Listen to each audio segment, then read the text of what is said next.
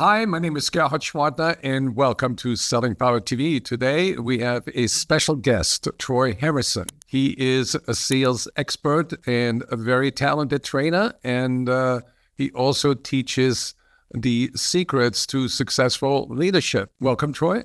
Thank you, Gerhard. Glad to be here. You were talking about the 5 pillars to sales leadership. Now we live in the age of AI. How should sales leaders think about this strategically and also tactically? Sales leaders need to be cognizant of what AI is and what it can do, even if they're choosing not to make it a big part of their strategy. AI is simply a technology, and it's an evolution of technology that we've already had. Think of AI as you would the best intern that you've ever had. It has a tremendous IQ. It has 20 PhDs, and it has no street smarts whatsoever.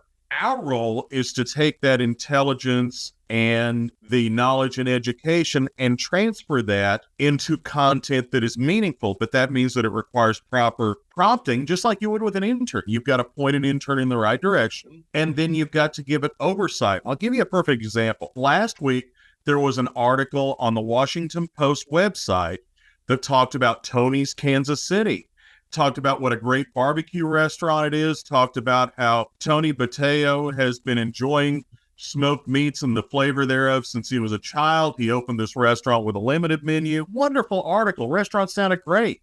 It's only one problem.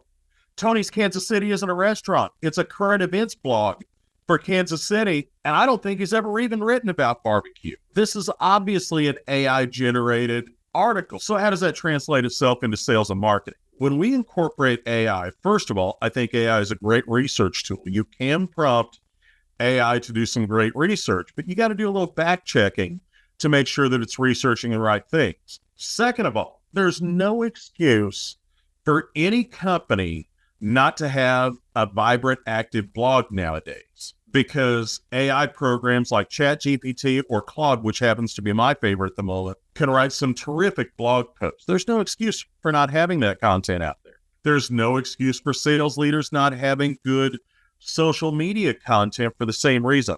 But to do it correctly, first of all, you've got to be able to write a good prompt. A good prompt is more than one sentence. You've got to express what it is that you want the output to be. You've got to talk about what writing style you want. And actually what I've started doing is actually copying and pasting an article that I have written with my own hands into Claude and saying, duplicate my writing style. And then third, you've got to give it a word count. So you've got to give it all those parameters to come up with good content. Refine that. And then a lot of times you need your own hands. You've got to have the patience to understand AI is not a cure-all. And do you recommend that sales leaders actually create a written strategy for the use of AI and also create a training plan that ensures that salespeople are actually using it? Most good sales leaders now have some sort of a social media policy for their salespeople that gives guardrails on what salespeople can and should talk about on social media. And honestly, I think the best social media policies have guidelines for how often salespeople should post content. Well, AI policy extends that to the next level. AI policy would take your own social media policy and put an add-in onto it that says, here's how we perceive the acceptable use of AI. Because bad AI, even if it's not on a company page, bad AI can hurt your company brand.